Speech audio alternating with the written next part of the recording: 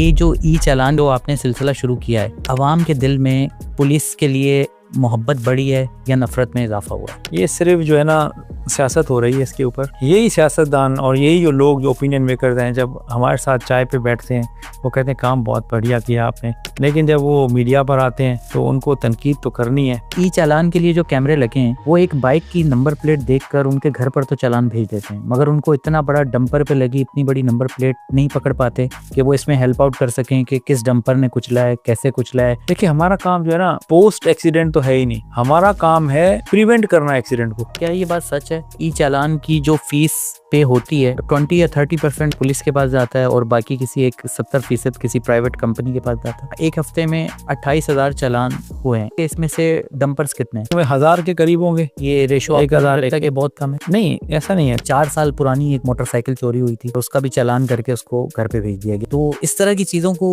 कैसे फेस करेंगे सर? उस बंदे को तो इस सिस्टम का थैंकफुल होना चाहिए। अब उसको पता है कि एक गाड़ी चल रही है, अब उसको हम भी ढूंढेंगे, वो भी ढूंढेगा। ई चालान की प्रपोजल है, ये किसने दी थी? सिंध गवर्नमेंट ने सिंध पुलिस को कहा कि हमें सोल्यूशन दें। क्या कभी कोई ऐसा प्रपोजल आपने नहीं दिया सिंध गवर्नमेंट को कि काश ये सड़क अगर आप बना दें तो हमारे लिए इतनी आसानी हो जाए और ये ट्रैफिक जाम ना हो यहाँ पर? अगर ओवरऑल अमन अमान की सूरत हाल देखें, ये मुनासिब है? कराची जो था ना 6th पोजीशन पे था खतरनाक तरीन शहरों में। सर वो तो सियासी टारगेट किलिंग्स वगैरह उस वक्त इतनी होती थी जिसकी वजह से ये मामला था, मगर अगर आप देखें स्ट्रीट क्राइम तो अब भी वैसे ही है। हाँ, स्ट्रीट क्राइम उसी तरह छीनते हैं, गन पॉइंट पे मार देते हैं एक छोटे से मोबाइल के लिए। वो वाली सूरत हाल तो सर वैसे ही है, नंबर्स आपके सामने ही होते हैं। You are right. मैं आपको फिर कंपैरिजन दे दूं भला। लंदन में आप उसमें कराची से ज्यादा क्राइम रजिस्टर हो चुका है।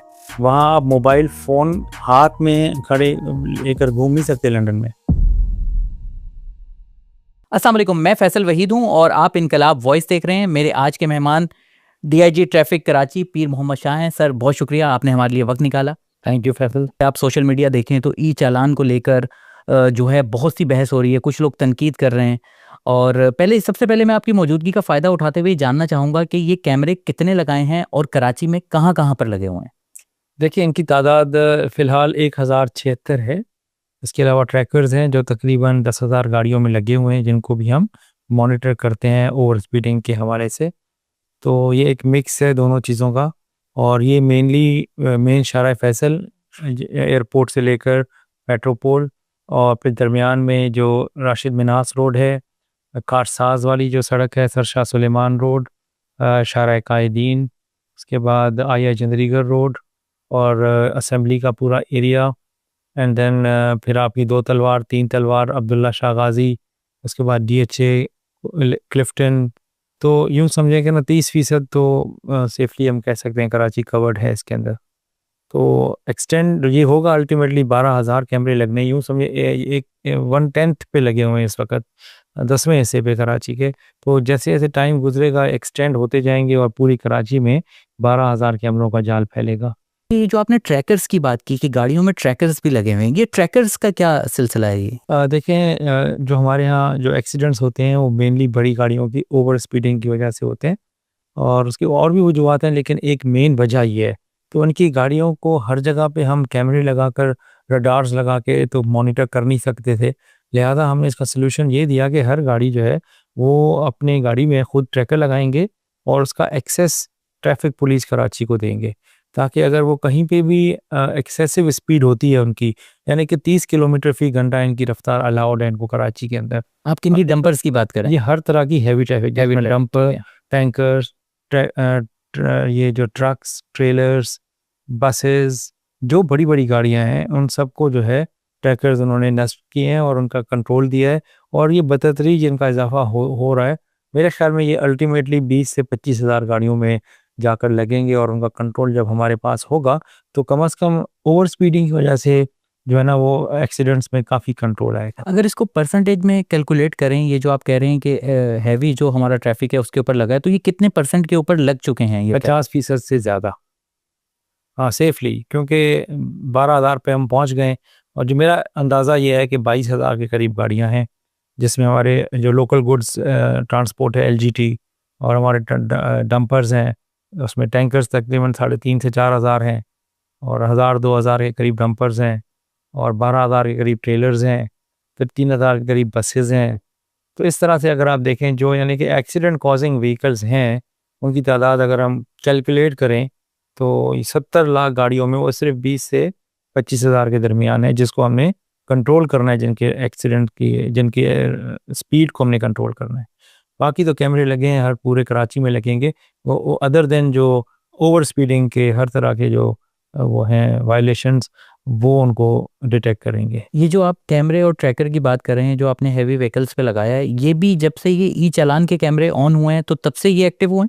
जी हाँ, ये लगवाने तो हमने शुरू कर दिए थे इनको जून में, लेकिन लॉ नहीं था उस वक़्त यानी कि हम उनको कहते थे कि आप लगाएँ और उनके पास ऑप्शन होता था कि वो लगाएँ या ना लगाएँ। लेकिन फिर जब ये ई टिकटिंग वाला लॉ पास हुआ तो उसके अंदर फिर हमने ये लाज़मी करार दे दिया कि हर किस्म की हैवी ट्रैफिक व्हीकल जो है उसके अंदर हैवी ट्रांसपोर्ट व्हीकल के अंदर ट्रैकर का लगाना लाज़मी है। अगर कोई नहीं लगाता, इवेड करता है तो उसका हमने जुर्माना 1 लाख रुपया रखा और अगर कोई लगा कर उतारता है तो उसका जुर्माना भी 1 लाख रुपये है। एक शहरी जो रोड पे जा रहा है उसका ई चालान हो जाता है, तो उसको पता कैसे चलेगा कि उसका ई चालान हो गया है? जब उसको घर पे ही जब आएगा, उसके घर पे जो है चालान आएगा तभी पता चलेगा या उससे पहले भी कहीं पता चलेगा? देखिए 3 तरीक़ों से हम पब्लिक को बता रहे हैं, सिटीज़न्स को। पहला तरीका तो यही है जो आपने बताया जो कि पोस्टल सर्विस के ज़रिए उनके घरों तक पहुँचेगा। दूसरा, अगर उनका मोबाइल नंबर जो उनके यूज़ में है और वही एक्साइज़ में रजिस्टर्ड है तो उस नंबर पर मैसेज आएगा। और तीसरा हमारी ऐप है जो हमारे वेबसाइट के ऊपर डाउनलोडेबल फॉर्म में पड़ी है, तो अगर वो कोई डाउनलोड करेगा और उसमें अपना शनाख्ती कार्ड डालेगा तो उसके अगेंस्ट जितनी भी गाड़ियाँ होंगी वो उसको दिखेंगी और अगर कहीं पे भी वो कोई टिकट उसको मौसूल हो रहा होगा तो इंस्टेंटेनियसली उस ऐप के थ्रू उसको पता लगेगा। तो 3 तरीक़ों से हम अप्रोच कर रहे हैं पब्लिक को, सिटीज़न्स को, ताकि उन्हें पता लगे कि उनको ई टिकट जारी हो गए। कुछ नंबर्स हैं मेरे पास। आपने एक हफ्ते में 28,000 चालान किए हैं और तकरीबन 25 करोड़ रुपए जो है वो जुर्माने हुए हैं। तो ये रकम आपके पास जमा हो चुकी है या अभी सिर्फ उनके घर पर चालान डिलीवर हुए हैं? देखिए हमारा ना काम है टिकट इशू करना और ना हमारे पास हेड ऑफ अकाउंट है कि ये पैसे हमारे पास आने हैं। ये तो जाने सीधे ट्रेजरी के अंदर जो कि ख़जाना कहलाता है सरकार का, तो वहाँ का हमें नहीं पता होता कि उधर कितने टिकट्स जमा हो रहे हैं। अल्टीमेटली महीने के बाद हमें पता लगेगा कि कितने टिकट्स हमने इशू किए, उनकी मालियत कितनी थी और कितने पैसे रियलाइज़ हुए उनसे, तो वो तो अल्टीमेटली पता लगना है महीने के बाद। बाकी फ़िलहाल डेली बेसिस पे जिस तरह के हमें टिकट्स के इशुएंस का पता होता है, ये हमें नहीं पता होता कि वो कितने लोग उसको जमा करा रहे हैं। लेकिन मैंने अपने तजस्सुस को यानी कि की वजह से पता किया था, तो मालूम चला कि काफ़ी लोगों ने पहली जो माफ़ी है वेवर जो चीफ मिनिस्टर सिंध ने दिया उसको एक्सरसाइज किया है ताकि वो पे ना करें, और काफ़ी लोग ऐसे भी हैं, चंद लोग ऐसे हैं जिन्होंने पे भी किया है। चालान जो है ये जब हो जाता है, होने के बाद अगर कोई वो शख्स चालान जमा नहीं करवाता, उसके घर पर आया वो नहीं जमा करवाता, तो उसको फिर आप कैसे फॉलो करते हैं? देखें ये एक एस्केलेटिंग स्केल है। 21 दिन का ये टिकट होता है, 21 दिन उसकी वैलिडिटी है, यानी कि वो 14 दिन तक अगर उसको जमा करा दे तो 50% ऑफ हो जाता है उनका, और अगर 14 दिन के बाद और 21 दिन के अंदर जमा कराए तो जो फ़ाइन अमाउंट है वो पूरा देना पड़ेगा, और अगर 21 दिन गुजर जाएँ तो फ़ाइन अमाउंट डबल हो जाएगा। तो ये तो हो गया एस्केलेट। अब हम किस तरह से उसको करेंगे, तो 21 दिन के बाद वो गाड़ी जो होगी वो हमारे सिस्टम में हाईलाइट होगी, और शहर में कहीं भी चल रही होगी? कहीं भी चल रही होगी तो हमें हाईलाइट होगी, तो उसके अंदर हम जो है उसको क्लैंप कर सकते हैं, यानी कि जहाँ पर खड़ी होगी वहाँ पर उसको हम क्लैंप लगाकर इमोबाइल कर देंगे उस वक्त तक के जब तक वो उसको पे ना कर दे, नंबर 1। नंबर 2, 3 महीने तक अगर वो गाड़ी क्लैंप नहीं होती या वो स्कॉट फ्री घूमती है तो 3 महीने बाद उस गाड़ी के मालिक का जो लाइसेंस होगा वो सस्पेंड होगा, और उसके बाद भी अगर वो सामने नहीं आते तो फिर 6 माह बाद उनका जो CNIC है वो कोर्ट्स के थ्रू नादरा में डिजिटली इम्पाउंड होगा, और अल्टीमेटली मकसद यही होगा कि वो आकर स्टेट ने अगर उसको कोई टिकट दिया या उसको चैलेंज करे या उसको पे करे। ही कैन नॉट या दे can not just go without यानी गिविंग अ हीट, उनको अल्टीमेटली पे करना है या चैलेंज करना है। तो उसके बाद उनका टिकट अगर वो पे कर देते हैं तो फिर उनका CNIC वो डिजिटली जो इम्पाउंड किया होगा उसको रिस्टोर कर दिया जाएगा। तो this is how the law will take its own course. आपने भी चैलेंज की बात की। अगर मेरे घर पर चालान आया है, मेरा चालान हो गया है और मैं उसको ये समझता हूँ कि मेरे साथ ज़्यादती हुई है और मैंने ये ट्रैफिक लॉ की वॉयलेशन नहीं की, तो उसको मैं कहाँ जाकर चैलेंज करूँगा? देखिए, हमारे 11 सहूलत सेंटर्स हैं पूरे कराची के अंदर, जो कि यानी कि हर डिस्ट्रिक्ट में एक है मिनिमम, और कहीं-कहीं हमने 2 भी रखे हैं। तो वहाँ आप वॉक इन कर सकते हैं, आप उनको बता सकते हैं। अभी काफ़ी सारे लोग, जो मैंने आपको बताया, मेजॉरिटी लोगों ने वॉक इन करके सहूलत सेंटर्स पे जाकर पहला जो टिकट था उनका, वो चूँकि आम माफ़ी थी चीफ मिनिस्टर साहब की तरफ से, तो वो उन्होंने वेवर करवा लिया। तो और अगर कोई चैलेंज करना चाहता है, तो वो वहाँ चैलेंज भी कर सकता है। चैलेंज जो है वो सेक्शन ऑफिसर के सामने होगा? नहीं, ये इसमें सेक्शन ऑफिसर का कोई ताल्लुक नहीं है। ये हमारे अलग से ग्रेजुएट नौजवान हैं जिनको ट्रेनिंग दी गई है, और वो सिर्फ़ और सिर्फ़ उनसे डेटा लेंगे। वो और ट्रैफिक पुलिस के एम्प्लॉय हैं? हाँ, ट्रैफिक पुलिस के एम्प्लॉइज़ हैं, उन्होंने ट्रेनिंग ली है, और वो फिर उसको डेटा एंटर करके एक टिकट इश्यू करेंगे, जो कि कंप्लेंट आईडी होगी, और फिर जो एसपी होगा उस डिस्ट्रिक्ट का और एक सीपीएलसी के नुमाइंदे, वो बैठकर उनको सुनेंगे। अगर उनकी बात ठीक होगी तो टिकट कैंसिल कर दिया जाएगा, और अगर उनकी बात कन्विंसिंग नहीं होगी तो उनको बता दिया जाएगा कि आप जाकर टिकट को पे करें। सर, यहाँ पर आवाम की आपसे एक शिकायत है। वो ये कि जब हम किसी कानून को तोड़ते हैं, या इवन के पुलिस अफसरान भी आपको पता है कि रिश्वतखोरी में इसमें मुलविस रहते हैं, अगर उनके खिलाफ हमें कोई शिकायत करनी होती है तो हम अदालत जाते हैं। इवन कि हम अदालत जाकर किसी पुलिस ऑफिसर के खिलाफ भी एफआईआर कटवा सकते हैं। मगर ये कैसा रूल रेगुलेशन है कि मतलब ट्रैफिक की वॉयलेशन मैंने की और आप मुझ पे कह रहे हैं कि यार ये आपने जुर्म किया है, मैं उससे इनकारी हूँ, और उसके बाद फिर मैं कंप्लेन है वो लेकर आप ही के पास आऊँ और फिर आप ही उसके ऊपर फैसला बनाएं। यानी कि वो कहते हैं ना कि मुल्जिम भी आप भी हैं और वकील भी आप ही हैं और जज भी आप ही हैं, आप ही के लोग वहाँ बैठे हुए हैं, तो उसको कैसे एक्सेप्ट करेंगे? वो तो मुझे ही गिल्टी करार देंगे ना सर। ऐसा मेरा नहीं ख्याल कि होगा, क्योंकि कोई दुश्मनी तो है नहीं। एक बंदे के साथ ज़्यादती हो गई है तो उसने वो देखें, उसमें फिर भी ऑप्शन है आपके पास। एक तो आपका अपना नुमाइंदा बैठा होगा वहाँ पे पब्लिक का, जो कि CPLC is citizen police liaison committee, उनका मेंबर होगा, तो वो पब्लिक का नुमाइंदा है। एक दूसरा, अगर वो समझते हैं कि हम गए कमेटी के सामने, हमारी बात नहीं सही समझी गई और उसको अहमियत नहीं दी गई या उसको खारिज कर दिया गया, तो फिर वो कोर्ट्स हमने बनाई हैं, नोटिफ़ाई हुई हैं, वो ट्रैफ़िक कोर्ट्स, वो भी लॉ नहीं एनविसेज किए हैं, फर्स्ट टाइम वो अभी नोटिफ़ाई होंगी, और फिर आप कोर्ट जाकर उसके फैसले के अगेंस्ट भी आप अपील कर सकते हैं। अच्छा, वो कोर्ट्स कौन देख रहा है? मतलब वो जो जुडिशियल मैजिस्ट्रेट्स हैं इलाके के, वो ही ट्रैफ़िक कोर्ट्स के मैजिस्ट्रेट्स होंगे। एक चीज़ ये समझाइएगा, जो दूसरे शहरों की गाड़ियाँ, जैसे पंजाब की कोई कार यहाँ पर चल रही है और वो, या ज़ाहिर-सी बात है यहाँ पे रजिस्टर्ड नहीं है, अगर आप उसको फ़ॉलो करते हैं और उसका चालान कर देते हैं, तो उसका ओनर तो पंजाब में बैठा हुआ है, तो क्या चालान पंजाब जाएगा? उसको कैसे नहीं, ट्रेस करेंगे? वो ऐसा है कि वो गाड़ियाँ जो कि सिंध में रजिस्टर्ड नहीं हैं, तो उनका डेटा फ़िलहाल हमारे पास नहीं है। लेकिन से गवर्नमेंट ऑफ सिंध ने चारों, यानी कि जो यूनिट्स हैं, यानी पंजाब, केपी, बलूचिस्तान, आज़ाद कश्मीर और जीबी, यानी इन पाँचों के साथ यानी लेटर मूव किए हुए हैं कि डेटा की म्यूचुअल शेयरिंग, यानी कि हमारा डेटा वो देख सकें, उनका डेटा हम। इस वक्त चूँकि ये फैसिलिटी अवेलेबल नहीं है हमारे पास, लिहाजा वो जो गाड़ियाँ जो कि इस तरह की टिकट्स जनरेट कर रही हैं, वायलेशन कर रही हैं, और हम उनको टिकट नहीं जनरेट कर पा रहे, तो वो हम नोट करते जा रहे हैं। हम उसे कहते हैं बीएल, यानी ब्लैक लिस्ट पूल। जैसे ही हमारे पास वो डेटा आएगा, तो उसके अगेंस्ट में हम उसको फर्दर प्रोसीड करेंगे। अच्छा सर, जब से ये ई चालान शुरू हुआ है, डिजिटल मीडिया पर एक मीम्स का तूफ़ान है, कराची ट्रैफिक पुलिस पे तनकीद हो रही है। कुछ लोग ऐसे हैं कि जो अपनी जो है नंबर प्लेट्स के ऊपर कपड़ा डाल के गाड़ी चला रहे हैं कि कैमरे में ना आए। कुछ ऐसे भी हैं कि तस्वीर आपने उनके घर पर भेजी और वो कोई घर पे ये बहस शुरू हो गई कि आप जो है ये बताएं, चालान को छोड़ें, ये बताएं साथ में लड़की कौन बैठी हुई है। ये भी एक इस तरह का चल रहा है। और फिर एक शिकायत सर ये आ रही है कि आप जो जो तस्वीर लेकर भेज रहे हैं वो डेटा लीक हो रहा है, वो सोशल मीडिया पे डलता है और लोग उसकी मीम्स बना रहे हैं, जबकि शहरियों को इसके ऊपर इतराज़ है कि अगर कोई डेटा है तो वो लीक तो नहीं होना चाहिए ना, अगर आपके एंड से हो रहा है। सबसे पहले तो देखें, डेटा की जो सैंक्टिटी है और उसकी जो पर्सनल लोगों की प्राइवेसी है, वो हमारे लिए सुप्रीम है।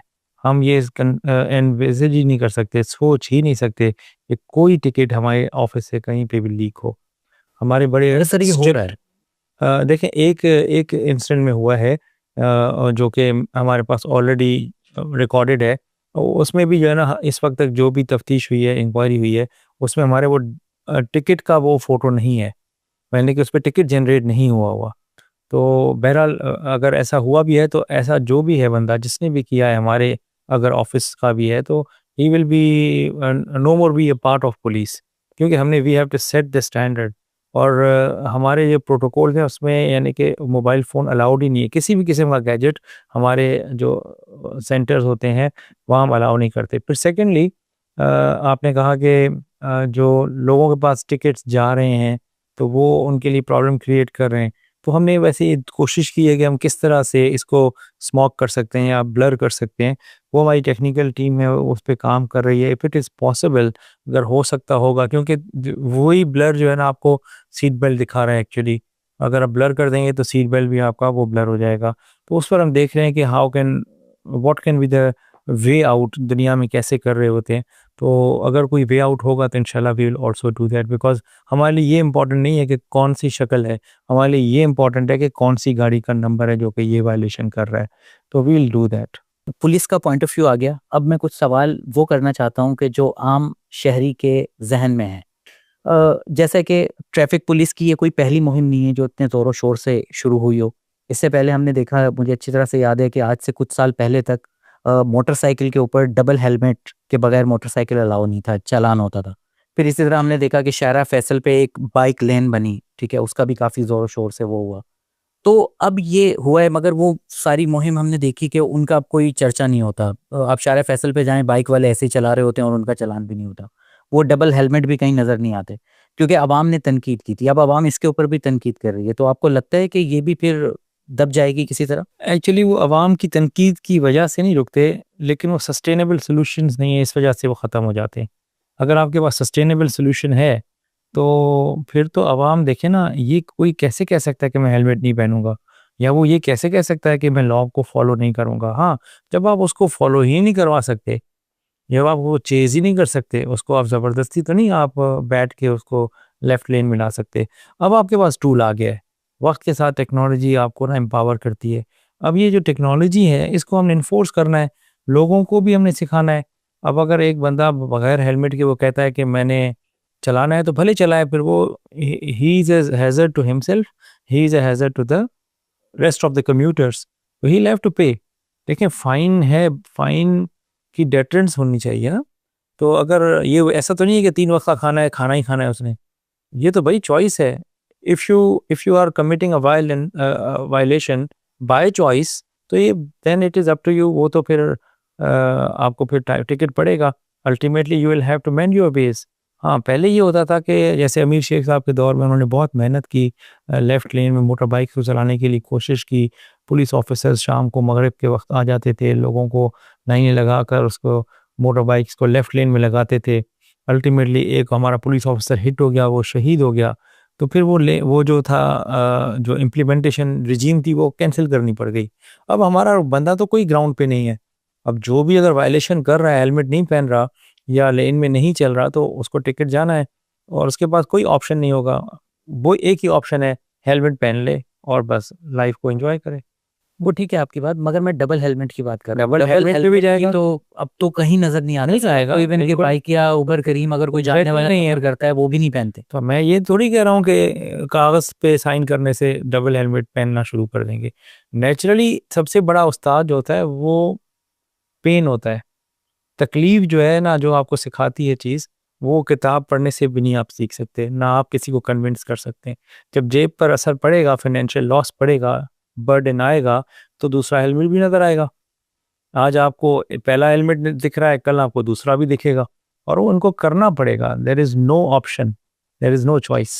सर, एक दिल की बात आपकी जानना चाहता हूँ और उम्मीद है कि आप दिल से जवाब देंगे।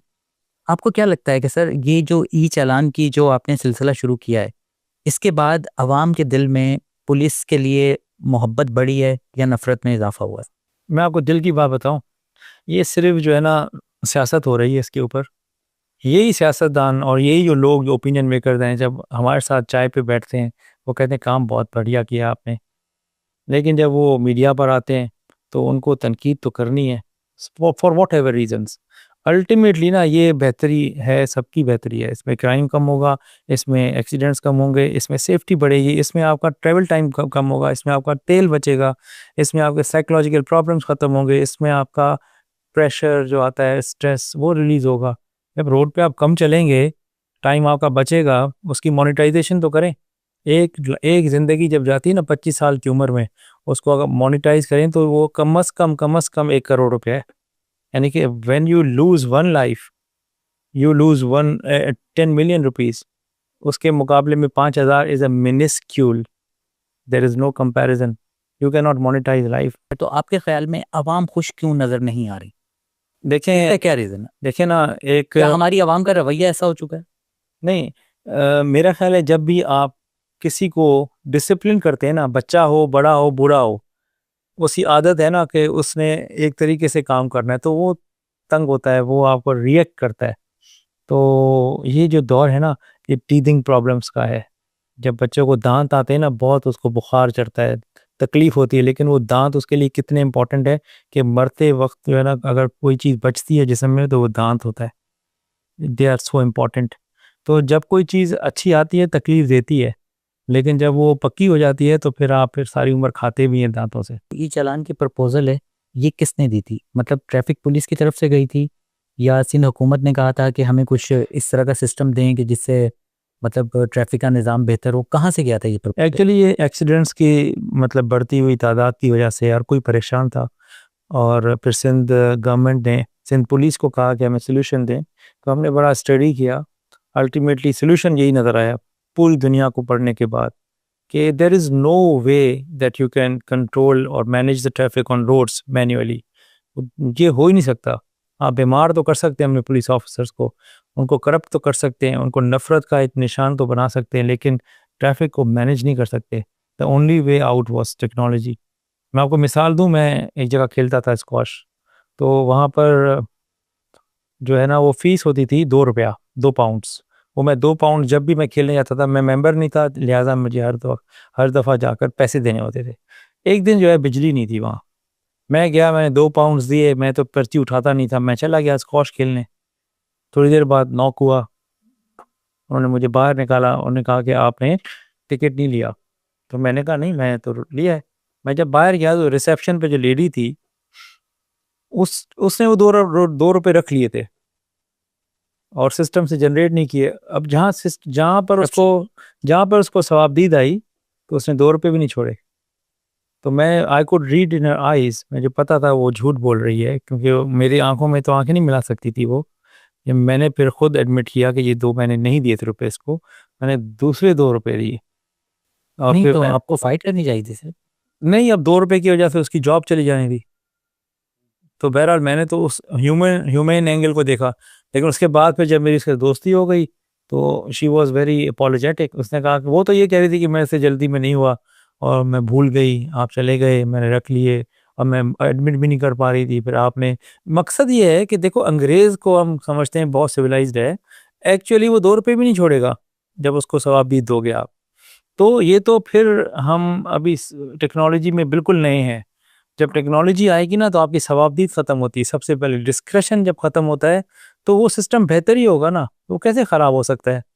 पब्लिक को ये समझना चाहिए, ये आपको रोड पे कोई रोकेगा नहीं, आपको हमने ट्रस्ट दे दिया, हमने आपके ऊपर यकीन कर लिया, एतमाद आपके ऊपर है। अब आप हाथ बढ़ाओ, हेलमेट पहनो, टिकट क्यों आएगा आपको?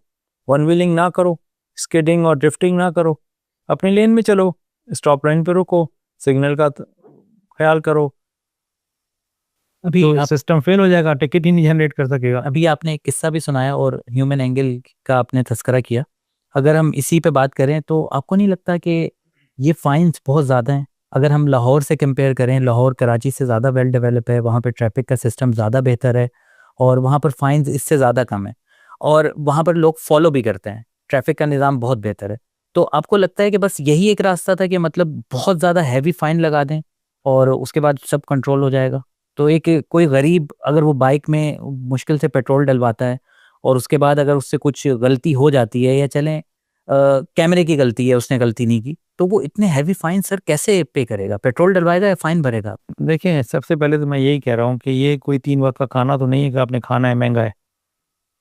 ये आपकी चॉइस है इधर क्या है, लोग जो है ना मगर सर जंप करके, गरीब के 3 दिन का खाना तो बनता है।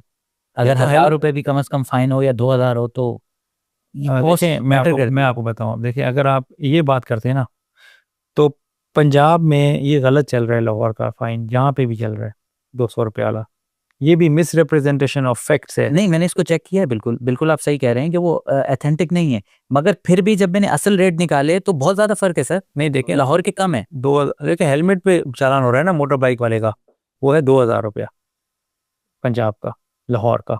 हमारा लाहौर कितना है, 5,000 है। इसमें 50% डिस्काउंट है, तो कितना हो वो गया? तो सर सिर्फ पहले पे है ना। नहीं, वो पहला तो बिल्कुल माफ है। एजुकेशन है ना, आप किसी को टिकट कर रहे हैं, आप उसको 100% माफ कर रहे हैं पहला। फिर दूसरा जब होगा तो उसको 50% हर टिकट पे माफ है, अगर आप 14 दिन में आप जमा कराते हैं। तो फिर अगर आप रिपीटेडली आपने ये करना है वायलेशन, तो फिर तो आपको मोटर बाइक भी नहीं चलानी चाहिए। You are a dangerous citizen. आपको एक दफ़ा फुल माफ़ी मिली, दूसरी दफ़ा हाफ मिली, तीसरी दफ़ा आप करके आप कह रहे हो कि मैं जो है ना रिपीटेडली करूँगा। तो ये सी इस तरह नेशन थोड़ी बिल्ड होती है। आपका कैरेक्टर बिल्ड तब होगा जब आपने एक दफ़ा माफ़ी ले ली, आपने कहा ठीक है मुझसे गलती हो गई थी, मुझे आप वेवर दे दें, आपको वेवर मिल गया ना। अब आपको भी सोचना चाहिए कि भाई ये मेरे लिए डेंजरस था। भाई अगर कोई हेलमेट पहनेगा तो क्या आपको फ़ायदा होगा? उसी को फ़ायदा होना है ना, या सरकार को फ़ायदा होना है। इनडायरेक्टली ज़रूर होना है कि उसका एक सिटीज़न बच गया। तो आप मोटर बाइक पर तो सिर्फ इस पर ही हो रहा है कि वो हेलमेट नहीं पहन रहे, कार पे किस पे हो रहा है कि वो सीट बेल्ट नहीं पहन रहे। हाँ, आगे चल कर जैसे जैसे सिस्टम जो है लोगों के जहनों में बैठ जाएगा, तो फिर हम उनको एजुकेट भी करेंगे और उनको लेन भी डिसिप्लिन बताएंगे कि दिस इज हेलमेट और this is the lane discipline. अभी जो मेन चालान हो रहे हैं ना, मैं आपको बता दूं, वो हो रहे हैं helmet, seat belt, jumping the red light. अब ये तीन जो है ना, ये हमारे मेन है।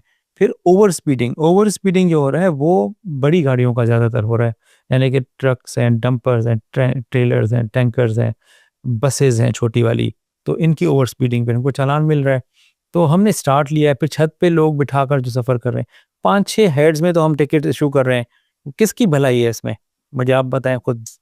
अच्छा शादाब, अभी आपने मेरे एक सवाल के जवाब में कहा कि बंद कमरों में सब तारीफें करते हैं आपके इस इकदाम की, और ओपन में जो है वो सियासत करते हैं। ये इसको ज़रा क्लियर करेंगे कि कौन सियासत करता है, मतलब आवाम सियासत करती है या जो पुलिस अफसरान हैं अपनी महफिलों में, ये क्या कहना चाह रहे थे आप? देखिए ना, जो ओपिनियन मेकर्स हैं, अब आप खुद समझें, पुलिस वाले तो नहीं है ना ओपिनियन मेकर्स, या बेचारी आवाम तो नहीं है ना ओपिनियन मेकर्स हैं। हुकूमत का ओपिनियन तो बनाती बनाती है ना, जैसे आपने ट्रैफिक का ये वाला आपने प्रपोजल दिया तो उन्होंने कबूल किया। चलें, इसमें तो चलें फिर ऐसा भी कर लें जैसे आप समझें। लेकिन आपकी जो आवाम है ना, वो समझ रही है मैं किसके लिए कह रहा हूँ। तो they all appreciate, they know, दुनिया घूम रहे हैं ना, पैसा इनके पास है, जाते हैं आते हैं, सारी दुनिया घूमते हैं। दे नो कि दिस इज द सोल्यूशन। लेकिन फिर एक सेल भी करना होता है ना पॉइंट, तो वो सेल पॉइंट कर रहे हैं, ठीक है, अच्छी बात है। गवर्नमेंट अगर समझती है कि ये एग्जॉर्बिटेंट हैं, बहुत ज़्यादा हैं हमारे फाइन, तो ये तो फिर लॉ मेकर्स खुद ही बैठकर फैसला करेंगे। और अगर कम डाउनवर्ड रिवीजन होती है तो हमने तो इम्प्लीमेंट ही करना है। हमने लेजिस्लेट थोड़ी किया है, हमें एक लॉ बन के मिला, हम उसको इम्प्लीमेंट कर रहे हैं, वो भी कैसे, फेसलेस तरीके से। और उसमें भी क्या है, एविडेंस है। अगर कोई गलती हो गई है सिस्टम से, उसका रिड्रेसल है, आप जाके अपील कर सकते हैं। और अगर वहाँ पे भी मुतमईन नहीं है तो कोर्ट्स हैं, कोर्ट में आप जाके अपील करें। तो there is a system like, उसमें मेरा नहीं ख्याल कि कोई इतनी कोई वो इबाम है या कोई डिस्क्रेशन है या किसी के पास कोई चांसेस हैं कि भाई वो इसमें करप्शन करेगा। हम तो इसी को ख़त्म करने के लिए तो ये सिस्टम लेकर आए, ताकि लोग रोडों पर उनकी अना, उनकी रिस्पेक्ट, उनकी सेल्फ एस्टीम जो है ना, फैमिली के साथ कोई जा रहा है और एकदम से कोई एम्बुश कर रहा है, 3-4 बंदे आकर टिकट इशू कर रहे हैं, तो ये जाहिर सी बात है। आप और हम इन्हीं रोडों पे चलते हैं, हमारे साथ भी हुआ है, या हम देखते हैं, हमारे एक्सपीरियंस में आता है, तो दिस इज़ नॉट गुड। वो तो एक्सट्रीम केसेस में कोई क्रिमिनल हो, कोई दहशतगर्द हो, कोई ऐसे आपको चैलेंज कर रहा हो रिट को, तो उसको आप इस तरह रोक सकते हैं। लेकिन एक आम सिटीजन को, जो अगर किसी उससे गलती हो भी गई बेचारे से, उसको आप इस तरह से उसकी फैमिली के सामने, तो एक आपकी एक स्टीम होती है वो भी। हम तो ये चीज़ें ही जो जहन में रखकर ये सिस्टम लेकर आए, और ये पब्लिक के लिए, सिटीजन्स के लिए, अवाम के लिए है, उनकी सेल्फ स्टीम और उनके, वो अपने आप को ठीक करें। हम उनको जो टिकट्स दे रहे हैं, अगर 10 आप वायलेशन करें तो 10 टिकट थोड़ी भेज रहे हैं हम आपको। हम तो आपको एक भेज रहे हैं, 9 तो आपको वार्निंग्स दे रहे हैं कि भाई ये देखें, आपने यहाँ पे भी ये किया, वहाँ पे भी वो किया। अब भी आप उसको देखकर आप कहें कि नहीं जी मैंने तो करना ही वो है जो मैं सही समझता हूँ, और वो है कि मैंने सीट बेल्ट नहीं पहननी है, या मैंने ओवर स्पीडिंग या वन व्हीलिंग या ड्रिफ्टिंग करनी है, तो फिर you are a dangerous citizen, like you have to be taken out, you lose your right to drive on road. आपने अभी इस ई चालान को चैलेंज करने की बात की, आपने कहा कि इसको अदालत में भी किया जा सकता है। तो सर अदालतों का हाल आपको पता है, एक छोटे छोटे केसेस कितने सालों चलते रहते हैं। तो इसके ऊपर कोई मतलब चेक एंड बैलेंस है कि मैक्सिमम या मिनिमम एक जो ट्रैफिक चालान का ई चालान का केस है ये इतने दिनों में क्लोज हो जाएगा, ये इतने ये महीने समरी ट्रायल है जी, ये तो देखे ना, एविडेंस होता है आपके पास, आपने ये कहना है कि भाई ये मैं नहीं हूँ, और आपके पास सबूत होगा कुछ ना कुछ, जबकि टिकट कहता है कि ये आप हो। तो इसको जो है ना, भले वो सीपीएलसी करे या जज करे या कोई भी जी शऊर आदमी करे, उसको कितना टाइम लगेगा, उसमें किस चीज़ की यानी कि वो है। आपके ख्याल में ये एक हफ्ते में निपट जाएगा? हाँ हाँ, ये तो देखिए हमने जो इंक्वायरी कमेटी रखी है वो तो उसका टाइम ही 10 दिन का है, 10 दिन के अंदर उन्हें डिसाइड कर रहे हैं या इधर एक्सेप्ट और रिजेक्ट। अच्छा सर, आपने अभी कहा कि आपने ये प्रपोजल जो है वो ट्रैफिक की बेहतरी के लिए हुकूमत को बनाकर पेश किया और उन्होंने इसको जो है वो कबूल किया या थोड़ी बहुत तरमीम करके उसको लगा दिया। तो ट्रैफिक की बेहतरी के लिए अच्छा इकदाम है, मगर सर आपको ऐसा नहीं लगता कि कराची की बहुत सारी सड़कें टूटी हुई हैं जिनकी वजह से ट्रैफिक जाम होता है, घंटों ट्रैफिक जाम रहता है, इवन कि हमें पुलिस एहलकार भी वहाँ नज़र नहीं आते, और यूनिवर्सिटी रोड का हाल तो आपके सामने है। तो क्या कभी कोई ऐसा प्रपोजल आपने नहीं दिया सिंध गवर्नमेंट को कि काश ये सड़क अगर आप बना दें तो हमारे लिए इतनी आसानी हो जाए और ये ट्रैफिक जाम ना हो यहाँ पर? जी बिल्कुल, हर मीटिंग में हम बताते हैं जितने पॉट होल्स हैं जो सड़कों के मतलब वो हैं अपना नैरो हो जाती हैं, कहीं पर बॉटल नेक्स हैं, ये सब हमने बताए हुए हैं। सिंध हुकूमत को बताते हैं? हाँ, हम तो कमिश्नर को बताते हैं, हमारे तो जो लीडर या समझें टीम लीडर वही हैं, तो उनकी नॉलेज में होते हैं, वो फिर आगे टेकअप करते हैं गवर्नमेंट से, क्योंकि हम तो डायरेक्ट नहीं गवर्नमेंट को बता सकते, वो कमिश्नर के थ्रू ही बताते हैं। तो अब ये है कि लेट्स सी कि ये जो रोड्स बन रही हैं ये कब तक बनेगी, जैसे जना एवेन्यू है वो सारा खुदा हुआ है, यूनिवर्सिटी रोड है, मंगोपी रोड की आप देख लें हालत, फिर माड़ीपुर रोड आके जाकर, ये सारी रोडों जो है इसीलिए वहाँ टिकट भी इशू नहीं होंगे। ज़ाहिर सी बात है जब वो बनेगी ठीक होंगी, लोग उसको एक्सेप्ट करेंगे, मोटरेबल होंगी, तो फिर उस टिकट इशू होंगे। हाँ, ये है कि जहाँ पर हमारी रोड्स ठीक हैं वहाँ पर लोगों को भी चाहिए कि they should like behave more responsibly, क्योंकि ये रिस्पॉन्सिबिलिटी किससे, यानी कि आप अपने आप को भी सिक्योर कर रहे हो, आप फेलो सिटीजन को भी रिस्पेक्ट दे रहे हो। तो ट्रैफिक के लॉज जो होते हैं ना वो कोई किसी के लिए प्यूनिटिव नहीं होते, वो प्रिवेंटिव होते हैं, एजुकेटिव होते हैं। आप जब ये कहते हैं उनसे कि यार ये सड़क टूटी हुई है इसको बेहतर करें, तो कोई मतलब कोई जवाब आता है या बस वो टाइमलाइन है, सुनी अनसुनी हो जाती देखिए है? टाइमलाइन है हर एक की कि भाई आपको पता है कराची के अंदर जो स्वीगेस ने काम किया है, 6000 किलोमीटर सड़क खोदी है उन्होंने। कितनी? 6000 किलोमीटर। और वहाँ पर क्या किया उन्होंने, जो है मट्टी डाल दी, बारिशें हुई मट्टी निकल गई, अब खड्डे बन गए। जैसे ये इश्यूज तो हैं हमारे, अब ये किसको नज़र नहीं आते, आप भी जाते होंगे, हम भी, मेरे दफ्तर के सामने पूरी रोड टूटी हुई है, तो ये नेचुरली सबको पता है।